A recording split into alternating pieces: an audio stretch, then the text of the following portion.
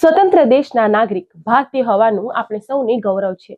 78 વર્ષ અગાઉ 1947માં આપણા દેશે અંગ્રેજ શાસનમાંથી મુક્તિ મેળવી। આઝાદ દેશમાં સૌ ભારતીયો સ્વતંત્ર થયા।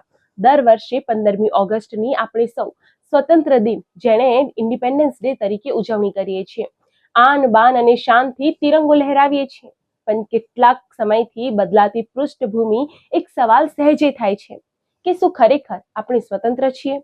આપણા પર કોઈ વિદેશી શાસન નથી, તે હળાહળ સત્ય છે। પરંતુ મોટા ભાગના ભારતીયો ટેકનોલોજીના ગુલામ બન્યાની બાબત પણ સહજ જોવા મળે છે। એકાદ કલાક પણ આપણે મોબાઈલથી દૂર રહી શકીએ છીએ ખરા? આપણે મશીનરીને કંટ્રોલ કરી રહ્યા છીએ કે ખુદ મશીનના કંટ્રોલમાં આવી ગયા છે, તે ભેદરેખા સમજવી મુશ્કેલ બની છે। સમયની સાથે વધુ ને વધુ મોડર્ન બનવાની ઘેલછામાં ભારતીયતા સંસ્કાર ગુમાવી રહેવાનો રંજ પણ ઉદ્ભવતો નથી।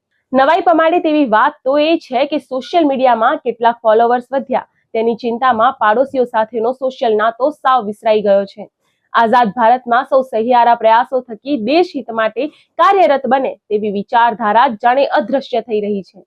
આઝાદી મળ્યાની માત્ર તારીખ જ યાદ રાખવાની નથી, પરંતુ પ્રત્યેક દિવસ આપણા વિચારોમાં આઝાદીની અનુભૂતિ સાથેની પ્રબળતા વધી રહે તો મેરા ભારત મહાન આ સૂત્ર સાર્થક લાગશે। દેશ હિત માટેની શરૂઆત આપણાથી જ થાય તેવી જાગૃતતા ફેલાવવાનું આ એક પ્રથમ પગથિયું છે। આપણા વિચારો આ બાબતને લઈને કમેન્ટ બોક્સમાં જરૂર જણાવો અને જોતા રહો સરદાર ગુર્જરી ડિજિટલ।